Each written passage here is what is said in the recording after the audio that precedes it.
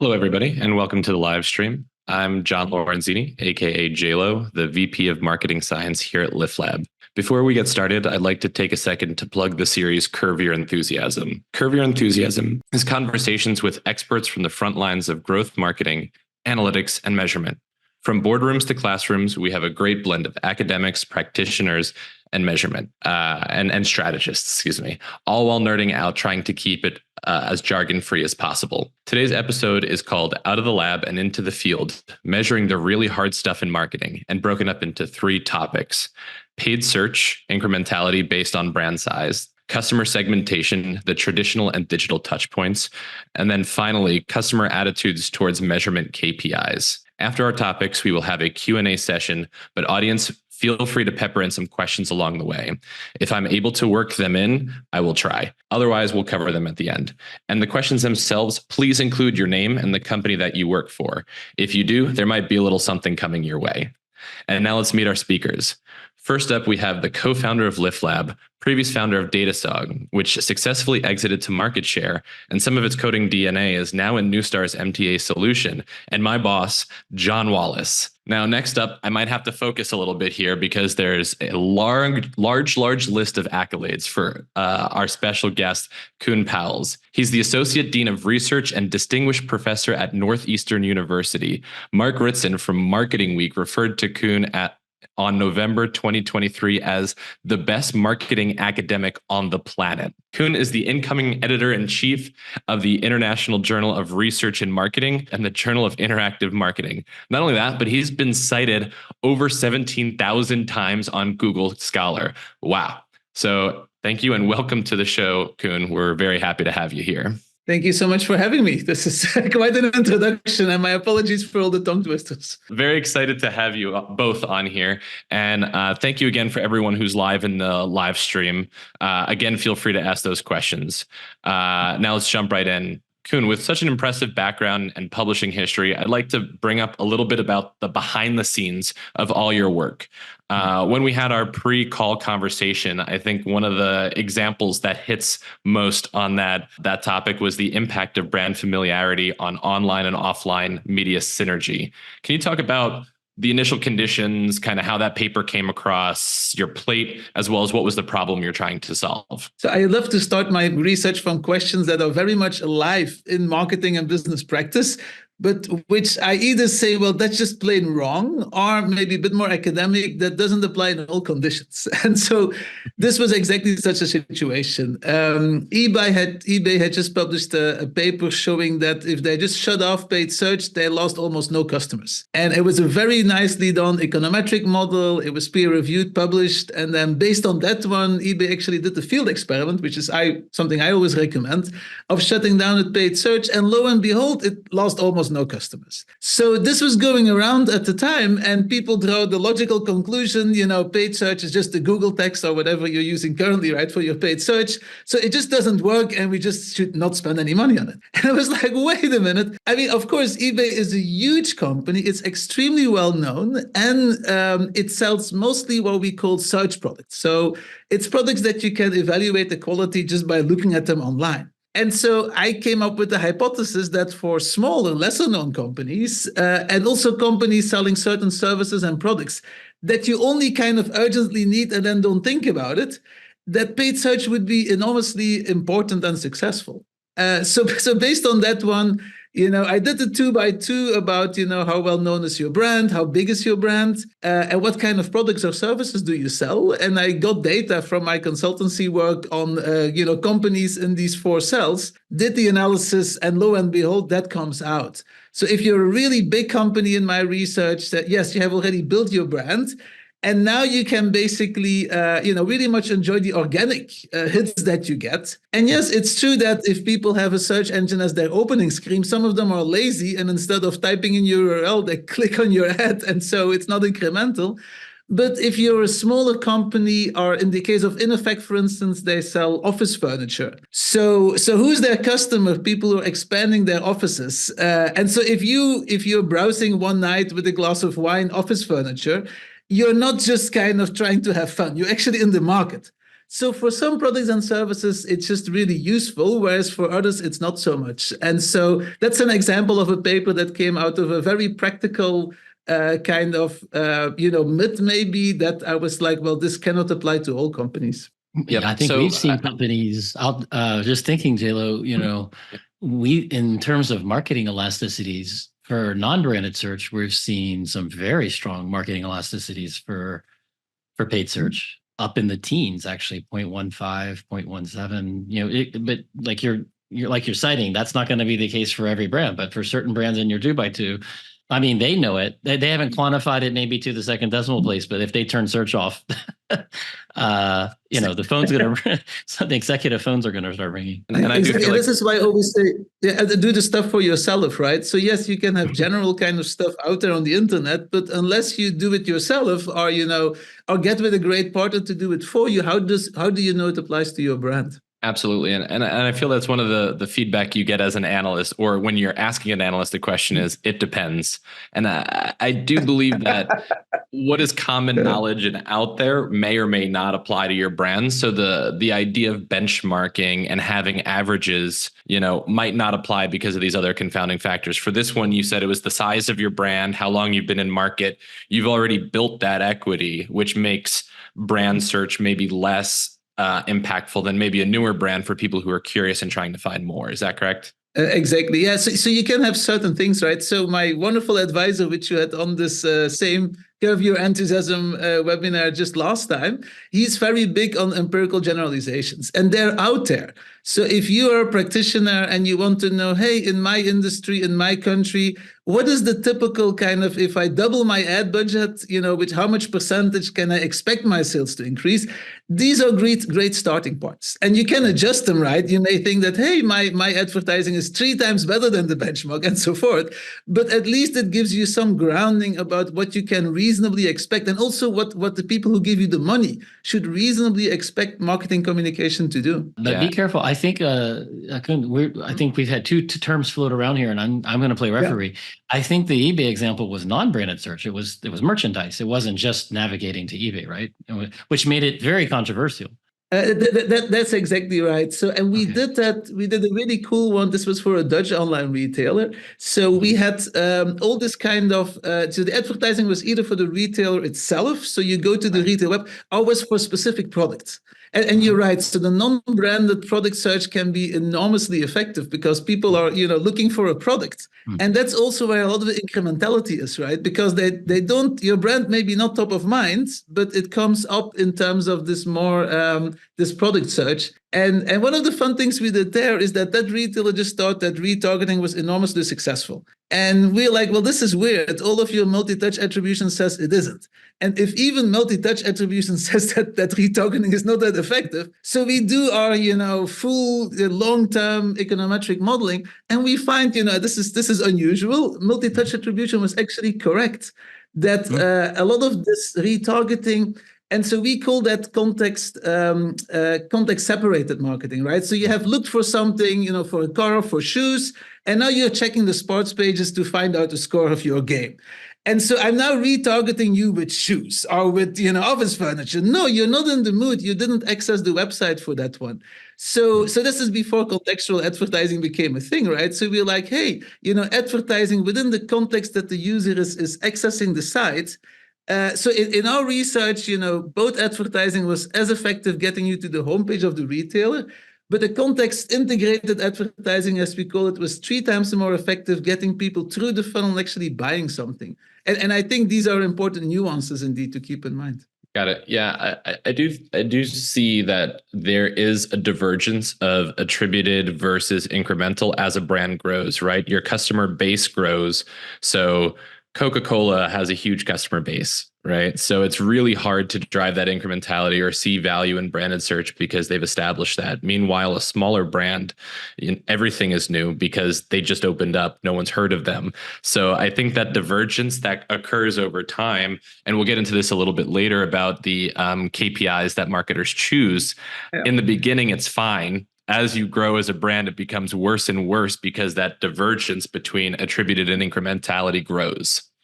Yeah. Cool. So I'm And going to drop that's a in the good chat point. this first white paper that you have here. So Oh, if you yeah. wanted to see more, I think we have the context, we Thanks. have a little bit of the information. But if you guys want to read the full notes, I think what's super helpful about this is how you're solving these problems, how they come across the plate, and what's those initial things that make the white paper. We can see the white paper just by looking it up on Google Scholar, but we don't know why or how you got there.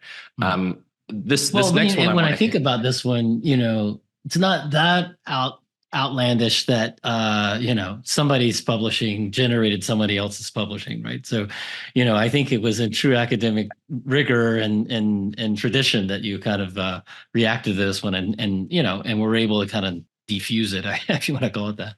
Again, another note to the audience: if you do want to send a message, you can plug it in and we'll respond back with your name, company, and question. And if it's relative to this question, we're going to move on to the second topic now.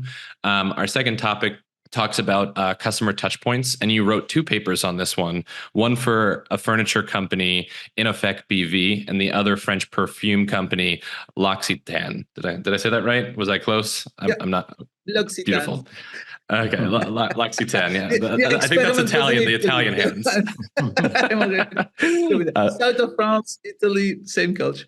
Got it. I'm gonna get slack for that one. So, can you tell me about some of those challenges that the customers or the advertisers were facing that really inspired the original research of these 2 papers?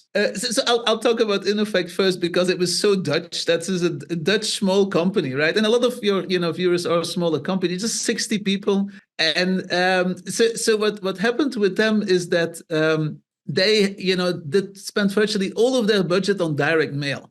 So they sent these elaborate things to customers. And, as I said, they were selling office furniture. So they had their list of existing people that bought with them before, but there was no way of knowing, are they currently in the market for more or not? It's only when you expand or build a new office.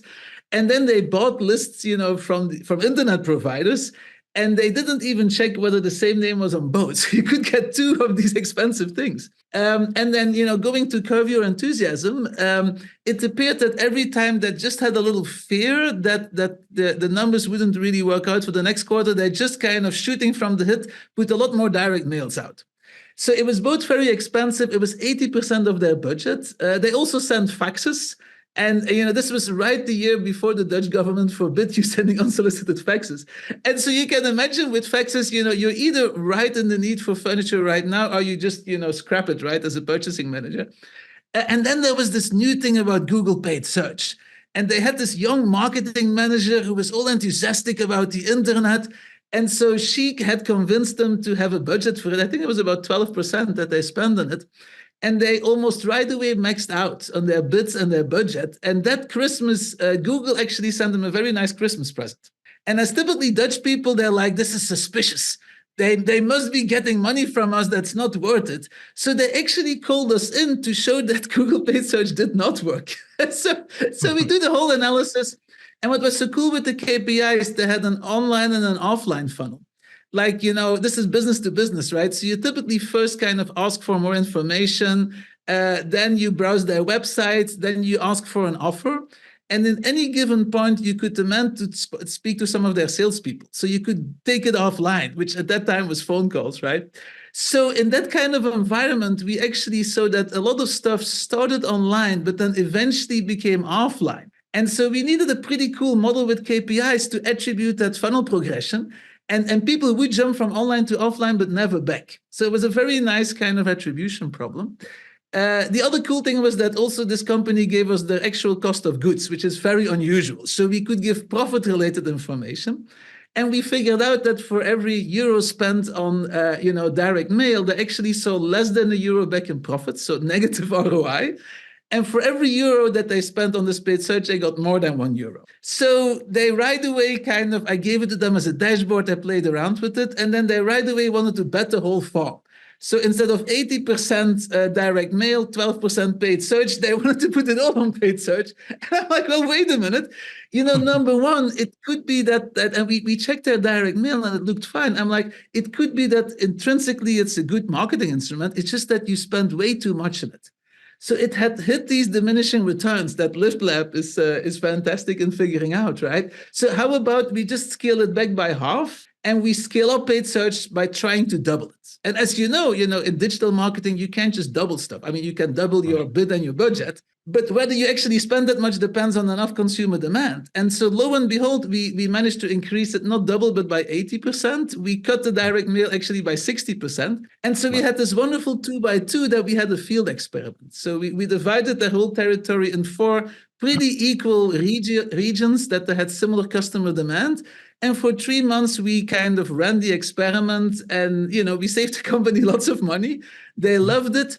But then we also re-estimated our model, and we saw that in the place where they didn't increase paid search and they dropped direct mail a bit, then you saw some loss of demand, and the direct mail started to be profitable again. So we're like, don't cut it more. You have come back in this diminishing return curve.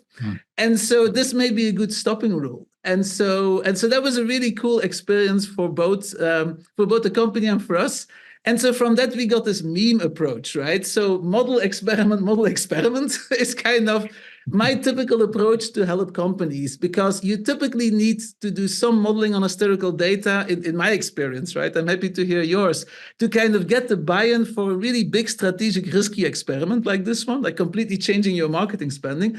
But then the experiment really drives the point home for everybody in the company that says, hey, it actually worked for us in real life with our actual customers. I see. I really love the meme framework, by the way. Just the acronym is awesome. I think there was another piece in that research that I found really interesting, which was the customer segmentation of new versus existing customers. Yep. And I think that with the catalog versus search really aided Lyft in one versus the other. Could you talk a little bit more about that? So this is the L'Occitane one. So by the way, the reason I talk about is that we got a practice prize for each, right? So this is stuff that the company was willing to that we spoke about it in public with the company name. That's why I can tell you this. Most of my consultancy is behind closed doors, as we say. But you can actually look that up by name of the company and who was involved in the company. So with L'Occitane, it was a much bigger scale, huge company. So we got data on hundreds of thousands of customers, potential customers, and dormants, so people who hadn't bought for the company for over a year. And it was the US and 5 European countries. And so there we used the typical kind of CRM approach, right? So we basically classified consumers by frequency, monetary value, and clumpiness of their purchases. Do you do all your purchases right before Christmas for your wife, or do you spread them out over the year and so forth? And so we had about 6 of these, behavioral segments. And then the big question was, so they also send direct mail to their highest value customers. And then it said it makes sense. It's the most expensive one. We give it to our best customers. And they sent emails to their prospects and dormants.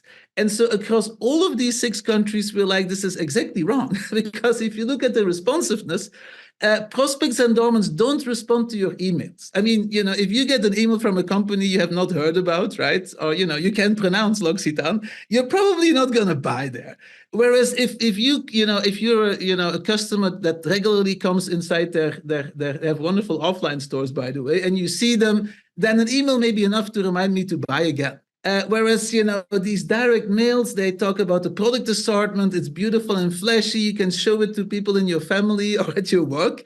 And so we saw in historical data that it worked very well with prospects and dormants. And so then we did the experiment, right? And this was in Italy, that we actually indeed switched it and found that the company could, yes, save a lot of money to basically, switch this around. We also had some really cool things there because, of course, this is like more recent, and we had the opt-out things, right? So some people opt out of direct mail explicitly, but not explicitly in email. Other people explicitly opt out in email, but not direct mail.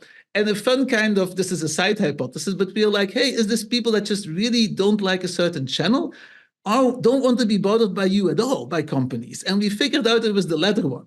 So if somebody says, don't send me a direct mail, they typically also don't want your email and vice versa, which is something that, we are the company that didn't know. So that got the practice prize a few years ago. And that was really indeed, so different customer segments react very differently to what you have to offer. I think that's very relevant, the new versus existing. You talked about your fax strategy, your beeper strategy, your phone strategy from before, but the in vogue metrics, from a finance side is your CAC versus lifetime value, which is very much that new customer focus.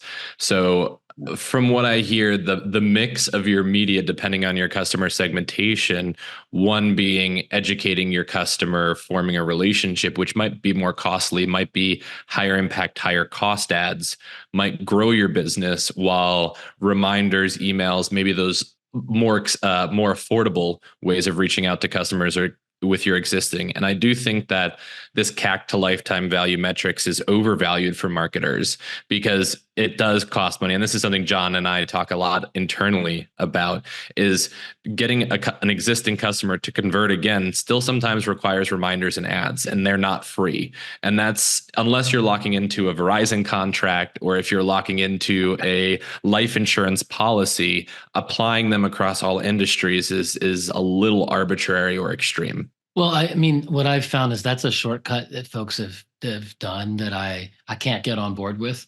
If you have a company like L'Occitane, I'm under no obligation to ever buy there again. So they're going to keep marketing to me. And the question was, should they use email or should they use direct mail? But in the finance, in the counting of this, I've seen too many companies ignore that spend and just count all the spend against acquiring new customers. And I just don't think that's the right finance for running a marketing P&L, to say, like, I spend all my money to acquire customers and everyone else comes back for free. Yep. I don't think it's a true statement. Yeah. We have our first question from the audience. Oh, sorry, go ahead. Oh, yeah, I can do that. I just wanted to kind of, the transition, right? I completely agree. I mean, so some people, and I think the 90s kind of marketing folks were very much on, hey, it costs so much more to acquire a new one than to retain one, with an over focus on retention. I think a lot of times, in this century, we have an over focus on acquisition, and then just thinking we don't have to remind anything. Very quick example from outside my research. So Vanguard, the big investment company, they started doing a lot of online display and reminders and so forth. And so there's a very fun board meeting that is captured on video. And, they're looking at the dashboard. I'm teaching dashboards, and I typically show this one.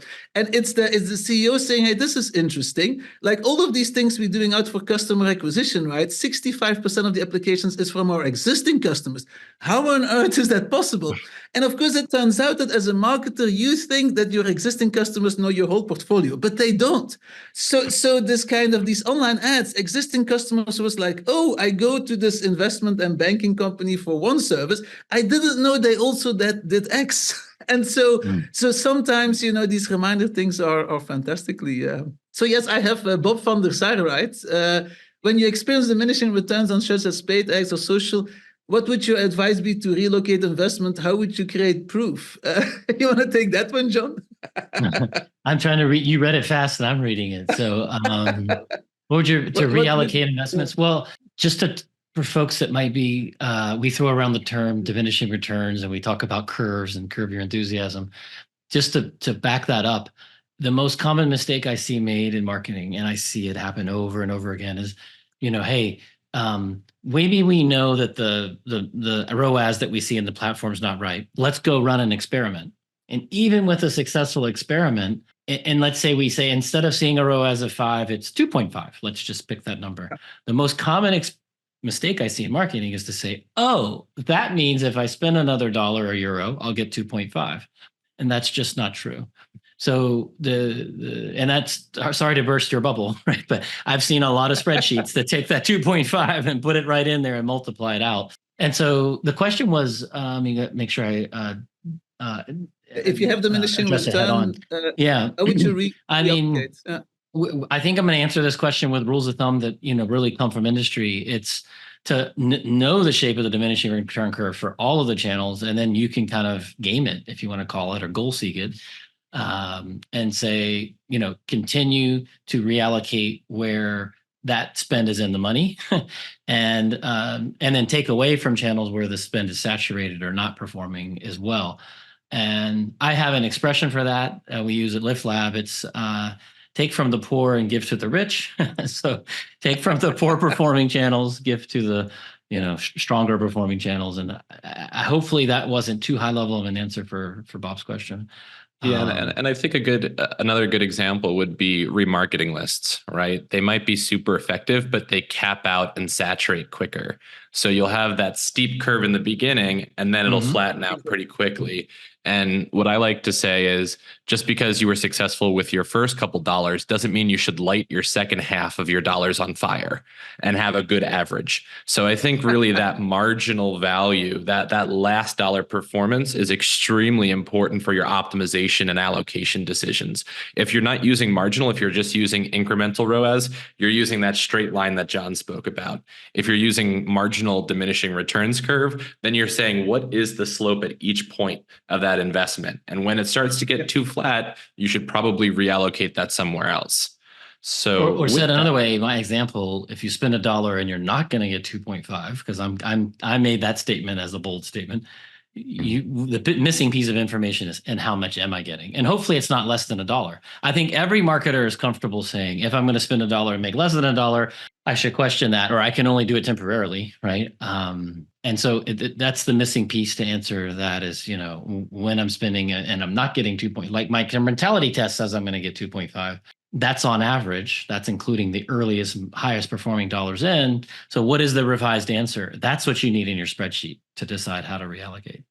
And I think kind of very often as marketers, right? I think most people in the audience are also marketers. We are used to be the champion for our, new spending and our new big thing. And so whenever I talk to finance department, and half the time I'm getting hired by the finance folks, by the way, in companies, that's their big issue with the marketing department. They're like, every year they come to us like, we have to spend so much on the shiny new thing. And then I ask, so what can we cut? And there's absolute crickets, right? So knowing which things kind of you're now, maybe last year they were perfectly effective and efficient. This year, they're still effective, but they have passed the point of optimal efficiency, I think really helps you answering some of these questions and getting more credibility.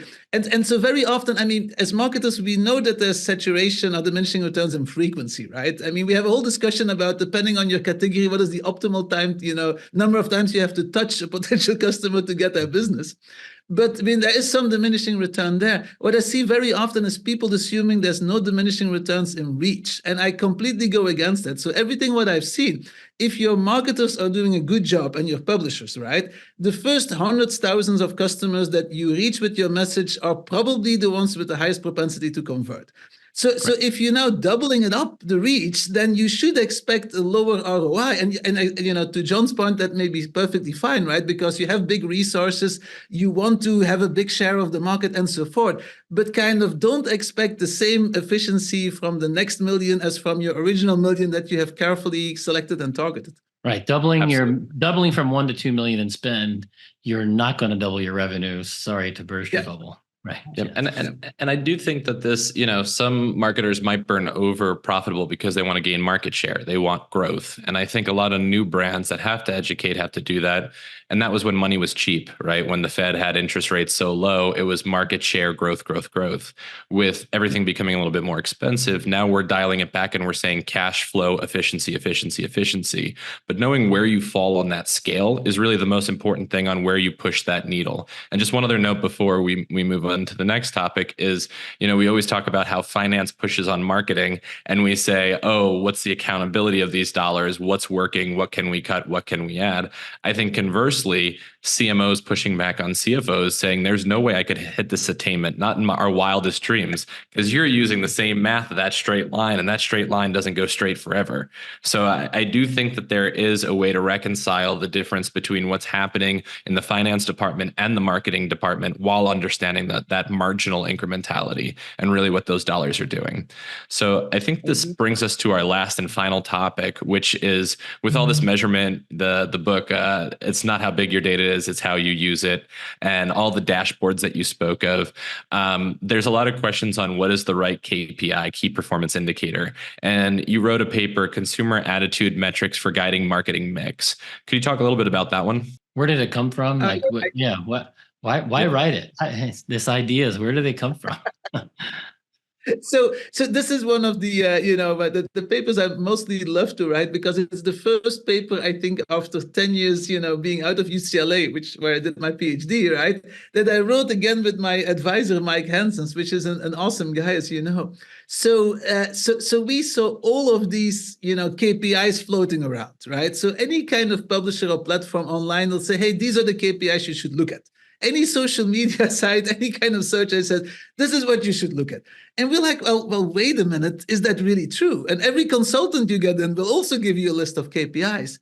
So that paper was really kind of, okay, what are some criteria that hopefully will have some staying power that you should look at the metric and say, yeah, this is really a KPI. And I'll give you a fun example, right? So I switched from the Tech School of Business in New England to Istanbul to join a startup university in 2008.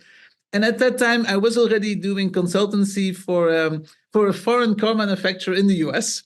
And so when I switched to Istanbul, the headquarters was right down the street. So I'm like, hey, dudes, what's up? Can we do something? And they came to me with the following problem. And this was 2008, mind you, right? So on Facebook, right, they had the #1 automotive site on Facebook in Turkey. And so Facebook was very big in Turkey. Turkey was the third biggest Facebook nation, right, after the US and the UK. Everybody was on that social media site. And so their market share of cars in Turkey, just like in the US, was only about 2%. So you can already narrow down who I'm talking about. But they had the #1 automotive site. And they're like, look, we actually practice what all your marketing professors are preaching, right? That you should be there where your customers are. So we spent at that moment 25% of our full marketing budget on our Facebook site. And we get wonderful engagement numbers and follower numbers and all of those KPIs. But their market share didn't budge. So I'm like, well, this is an issue, right? So let me do the analysis of your data. Yeah, you're right. Your market share has absolutely no effect of your Facebook engagement or followers in this case. So I'm like, okay, but you have been, selling cars for as long as, you can remember, way more than me. So I always ask the manager, like, from your industry experience, what is really needed to get people in your cars? So you're launching a new car. What is needed to get people to buy it? And they say, oh, that's so easy, a test drive. They need to do a test drive, and then they see, that we have fantastic value. Yes, we're inexpensive, but we have great quality. And so we checked, and there was absolutely no correlation or, effect with an econometric model of these metrics on the test drive. So I'm like, well, test drive seems to be a very kind of interesting KPI. And then the two main criteria we always look at is #1, sales conversion, #2, marketing responsiveness, right? So you want the KPI that ultimately translates into a hard metric. And that could be sales or profits, or if you're a not-for-profit organization, it could be donations or anything else, right? I'm fundraising for my Boston Marathon charity right now. So that's really key to mind. But it has to ultimately translate at some point into a hard metric, right? And then the second thing is marketing responsiveness. You only want to give KPIs to people if they can influence them. Otherwise, it's just very demotivating. So if your econometric model has everything in it, like, GDP of the US and, employment growth, but it has nothing what the decision maker that is watching the dashboard can actually control, it's going to be great for predicting your production, but it's not going to help that marketing person, for instance, make decisions. So these, we have a few more, but I think these are the two key criteria. And you can run them through very standard, time series econometrics test. You can, of course, also kind of do an experiment to kind of prove it that it still works right now. But so for us, KPIs, they do have to be responsive to something you can do, a lever you can pull, right? Marketing responsiveness. And they should ultimately, maybe with some time lag, translate into sales. So did you just miss some KPIs from or debunk any KPIs? So, I mean, me and Mike, we're very much time series folks, right? So we lost this whole concept of temporal causality, which simply means that X changes before Y, whereas Y is, let's say, your sales and X is the KPI. And so we're like, so there are KPIs that change at the same moment as your sales. And they may be great for diagnostic purposes, right? So you say, hey, my sales are down. Why was that, right? And you can check it out. But wouldn't it be way cooler to have a KPI that you track that changes before your sales are affected? So you can turn the situation around before your boss, calls you into their office and scolds you. So if you just do that temporal causality exercise, right? So in my typical paper, I narrowed down, and I think it was about 120 potential KPIs to just 17. And then you can look at how important are they, right? And how much do they influence my sale? And how much can I influence them with my marketing? But just looking at what changes before kind of your hard metric gets affected is already a wonderful simplification. I love the actionability lens that you put on the metrics. Like, no, unless you're Apple, no company is going to influence GDP. And I do think there is a lot of these metrics that come around that are based off of kind of an ideology, right? The ideology of last click, the ideology of incrementality, the ideology of marginal. And when through my publisher experience, I had to drink and undrink the Kool-Aid as you hopped from Google to Meta to Snap, and trying to understand, what are the metrics we're measuring by and what are they actually saying? And I think that, I had a quick little rant last time about last click. And what I think last click is really great at is just showing how qualified the audience is, not if ads are working. So I think that the piece with these KPIs, that you speak of is, what are we actually measuring here? It's important to maybe measure those things, but if it doesn't result in harder metrics like top line sales, then why are we including this in our mix? Why are we including it if it doesn't relate to anything? Great. So I think with that, we have a couple wrap. Sorry, go ahead. Oh, okay. So I was going to say, in my courses, I always start with, what would you ideally want to measure? So start from your own goals and only then take it to the data that you get for free from some providers and say, okay, is this enough? Is this proxy must? If not, how much money do we want to spend to get better KPIs? Because if you start from what's there, you're like the drunk person looking for the keys where the street lamp shines and not where you dropped them, in the old analogy. And I think that's absolutely key. Yep. For that one, if you want a Wikipedia, it's the streetlight problem, or the streetlight fallacy. I use that one quite a bit, so I love that one. Could we do a couple rapid fire questions for you before we open it up to the wider Q&A? Cool. So the first question is, what commonly held beliefs in our industry do you passionately disagree with, and why? So this is your soapbox moment. I would say kind of number one, what I said, there's no diminishing return to reach, which I think is absolutely kind of, it's a research question, right? So right now, for instance, in business to business, the story is going around, look, 95% of business to business customers are at that moment not in the market for your thing. Office furniture is a great example.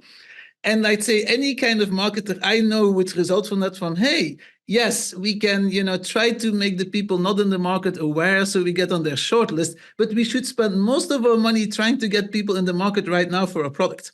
And so the kind of the fashion right now apparently is to say, no, you should kind of reach everybody equally, whether or not they're in the market for your product. And I'm like, no, I mean, this is just not gonna help. You shouldn't completely ignore those folks, but there should be something in between. So I do believe there's diminishing returns to reach, and I would love to get some data to show it, how it trades off with frequency. And as you know, there's some mathematical properties between reach and frequency that people who are just very enthusiastic about your category and look for it gets bombarded a lot more.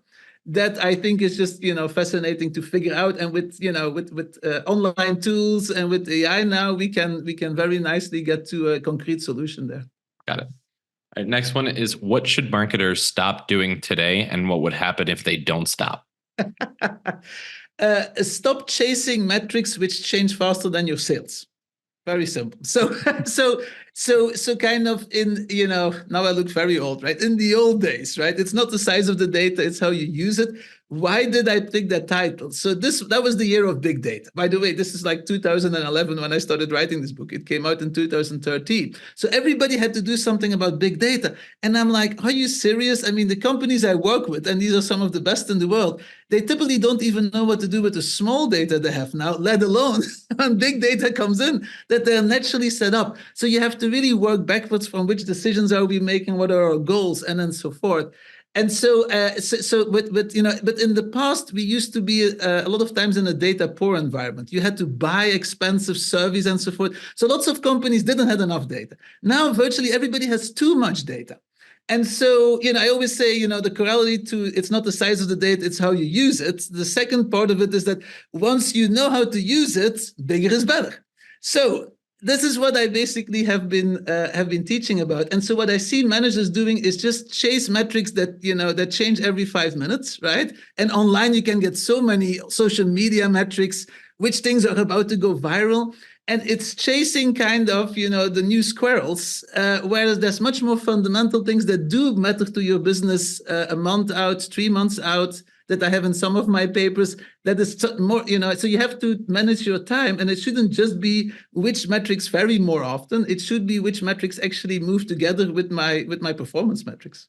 I love the chasing like a squirrel. When I was at Google in 2013 working on the food beverage account, there was a lot of clients, and this was the number one question I had to field was, how do I go viral?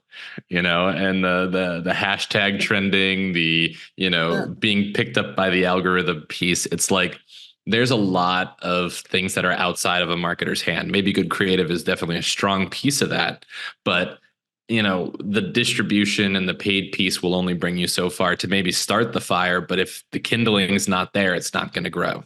Cool. And then the last question is, what should marketers start doing today? And what happens if they don't? And again, the audience, you can ask more questions here. So happy to open it up after. So what should they start doing? So maybe your audience is so smart they're already doing it, right? But so I always recommend people to kind of, this is what we call draw your mental model. How do you think your industry works, and how do you get and keep customers? How do you make your money? And so why is this so important? That once you have that one and you discuss it with your boss, with other people, right? That there's agreement about, okay, this is how things work. Then you can put data to it. So I think typically half of the benefit I bring is just getting different departments to talk to each other, align on the metrics, decide that, yes, these metrics are important, and this is a procedure that we can decide, how big the budget should be and how to allocate it, without even having to put lots of data to kind of estimate the elasticities precisely. And so I think, so people always, try to bash the purchase funnel, and I find the purchase funnel fantastic if you customize it. So in your industry, and sometimes, specifically to your niche in the industry, you have a certain stages that potential customers have to go through before they become a loyal, paying customer. So if you kind of think about those, and then you can see, are there metrics to measure these KPIs? Can I get data on them? Can I get an econometrician to estimate stuff? Can we do an experiment to test it? But first comes your mental model. From your experience and the people around you, how does your industry work? Put that somehow on a napkin or on paper, and also use that one to talk to data scientists, because without that context, data scientists can come up with some pretty wacky correlations that are completely useless to you as a decision maker. Absolutely. Great. So I do have another question from our Curve Your Enthusiasm super fan, John Cripps. And by super fan, I mean 2 out of 2. He has some feedback on your reach-based elasticities. So ranking in order of highest elasticity to lowest, he says TV reach is the highest, then the frequency elasticity at 0.95, 0.85, and then the duration at 0.65. And this is looking at response in search. So how would you respond to that? Is true that there's a diminishing returns to reach, but it's the slowest to diminish of the different levers that an advertiser could pull. And this is a really good point. So thank you for these numbers. So I would say, and this was a kind of a consequence of our previous discussion, right? So the fact that you have these marginal ROIs and diminishing returns also means that the size of your budget should influence how you allocate it. So TV is a great example, right? So if you're a very small company, you typically don't have the resources for at least primetime TV ads. But if you have to grow by 30 or 50% next year, if your CEO tells that to you, right? Or you have to somehow get a lot more new souls to kind of consider your product. I think number one is TV, number two is online video. It's something I got from Grace Kite and Magic Numbers on LinkedIn, right, today. So there are certain kind of marketing channels that seems to be better in getting new people to pay attention to you, right? So it's going to the segmentation. And so there, the reach may be fantastic. I'll give you a wonderful counterexample. So my first case in my class is always about basically a medical site, and they're talking with a pharmaceutical advertiser, and the advertiser says, I get better ROI on newspapers. And it's true. So if you look at this, right, so there's some people that read physical newspapers still, and then they have to call a salesperson. And that the people who do that, they talk to a salesperson and they buy a lot more than people who click on the ad and go to the website. And so the ROI is, I think it's like, just a little bit higher than on this medical trusted site. And I'm like, yes, but if you now double or triple it, will you get the same ROI? No, because the amount of people who still read a newspaper and call up a salesperson is small and dwindling, right? So whereas TV and online video, I would say, depending on, you have to choose the channel mix, okay, is still watched by a lot of people, that are your target segments. So I do kind of, I mean, I see nothing wrong with these numbers. I would have to verify them. But I think this is very useful as a benchmark for your own efforts. That definitely brings me back to my pharmaceutical print advertising days, very early in my career, with the coverage versus comp, right? The composition of the people who are reading the publication versus the coverage. Like People magazine covers everybody. Meanwhile, an endemic publication specific for what illness you might have a very high percentage of the people with that illness, not surprisingly. Cool. We do have another question that came up from Dale Harrison. The thoughts on endogeneity bias, so common in MTA, and that's being carried over into new machine learning AI-based MMM platforms.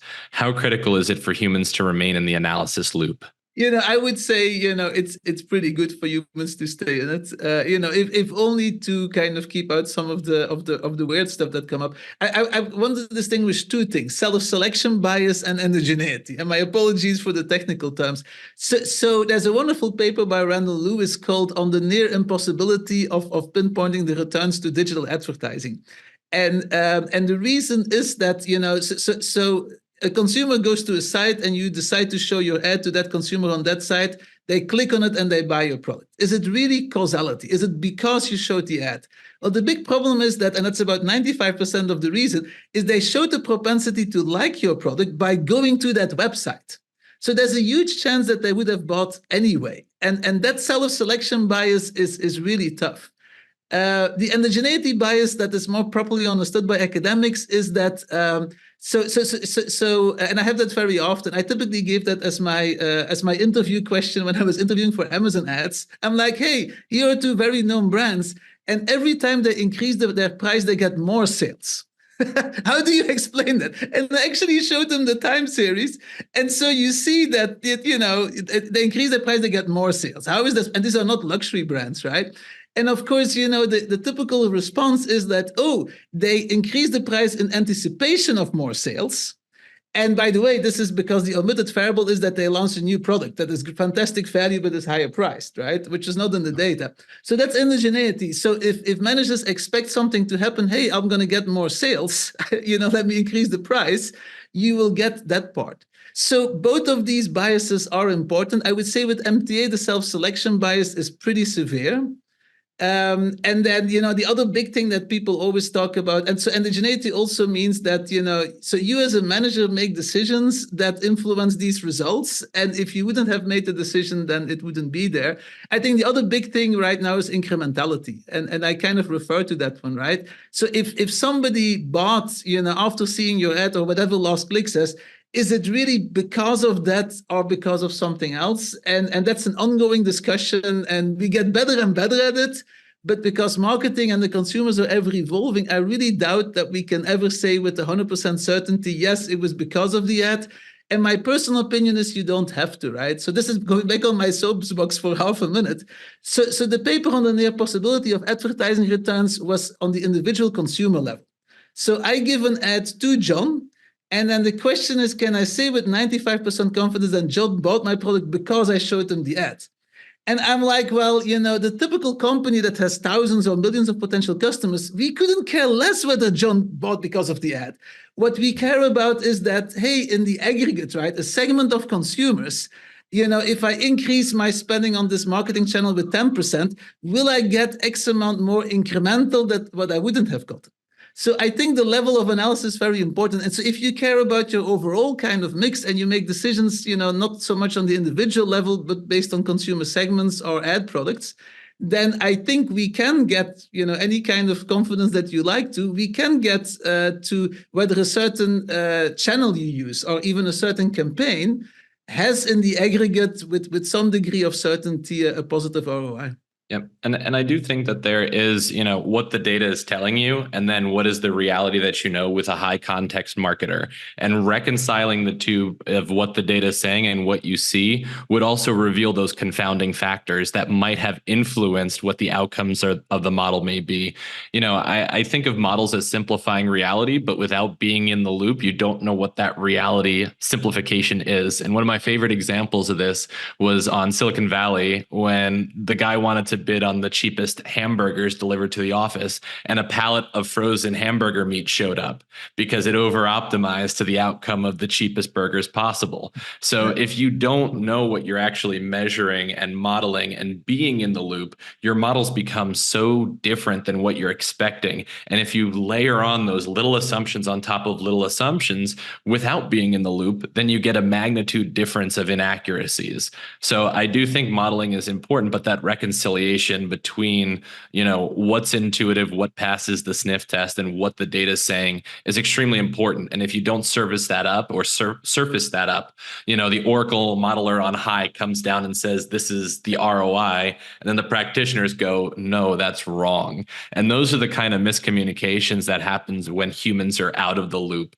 and it's just AI driven or ML driven. So listen, I think I've got an easy part to this answer, which is just sometimes it's back to the meme example. If you've built this model and you have a fear of self-selection bias or indigeneity, prove it to yourself. And the answer to that's run an experiment. And exactly. So sometimes we shouldn't be taking positions on data that's suspect data. And so we always have, the option to go make better data. And that's really what I think experiments do well. And so put the two together. They really complement one another. There's some things you're not going to answer with experiments because they're always at a point in time, and a model kind of continues to look at new data. And flip it the other way, there's sometimes problems in the data that you're not going to cut through. Having more PhDs look at the data doesn't make bad data good data, is what I like to say. So it's sometimes on you to go call that data out and say, I'm gonna supplement it with an experiment. Yeah, and we have some commentary in the chat about developing models, and I think it's broader than just an individual model. There's the known knowns, the known unknowns, and the unknown unknowns. And the unknown unknowns, I think that's a Rumsfeld quote.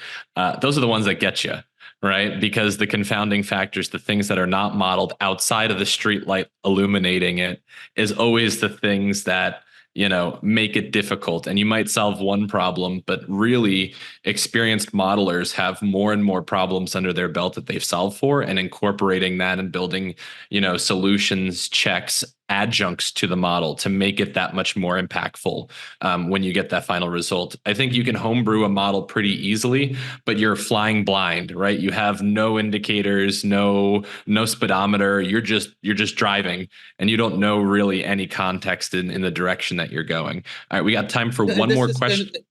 I was going to say, it's really kind of this model building and decision making as an iterative process, right? And this is why I always start, dashboards without the bells and whistles. I give like a simple spreadsheet in the hands of decision makers. So for instance, I advise on your price and advertising. And then you come back and say, oh, but the distributors will never accept that. We will get, and I'm like, so why didn't we put distribution in the model? Oh, we didn't think about it. Okay, let's put it in the model.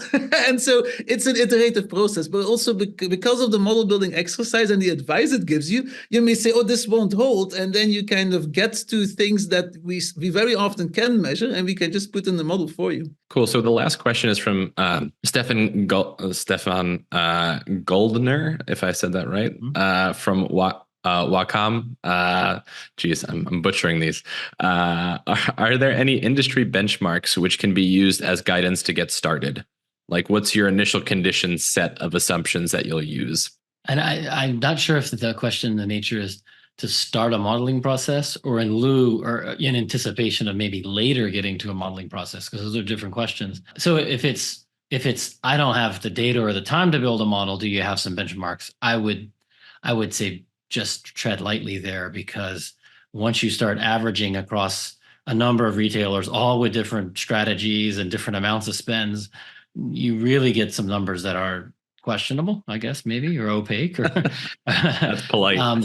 yeah. So, but if you're saying more, are there some industry benchmarks to start off your modeling process? That to me is makes an awful lot of sense. To say how does the industry perform, and then let's use the model to say, and how different is that for my brand? And these benchmarks are hard to use if you don't know more about the strategy. So it looks like you're sharing a source here, your source. Yeah, I'm sharing a source. So all of my published papers are on there. And also, so as I said, my advisor, Mike Hansens, he has this book about empirical generalizations. And some of them are specific by industry, not all of them, but we're doing a lot of meta-analyses to get as close as possible to your industry. Thanks. So you don't want to generalize your generalizations. You're saying some of them, not all of the generalizations. Great. And with that, I want to thank everyone who's listening on the live stream. Thank you for attending. And a reminder that our next Curve Your Enthusiasm is Tuesday, March 19th at 11 a.m. We're going to drop a link in the chat, but definitely check out marketingandmetrics.com, Koen's website. All right. Well, thank you very much, Koen, for the time. We really appreciate having you here. And again, for the people who are listening now and in the future, we have a YouTube channel up if you want to catch this, and we're going to be chopping up these clips and distributing them on LinkedIn. So thank you again for attending live and the great questions, and we'll see you on the 19th. Thanks, everybody. Thank you. Bye-bye. Thanks, Koen.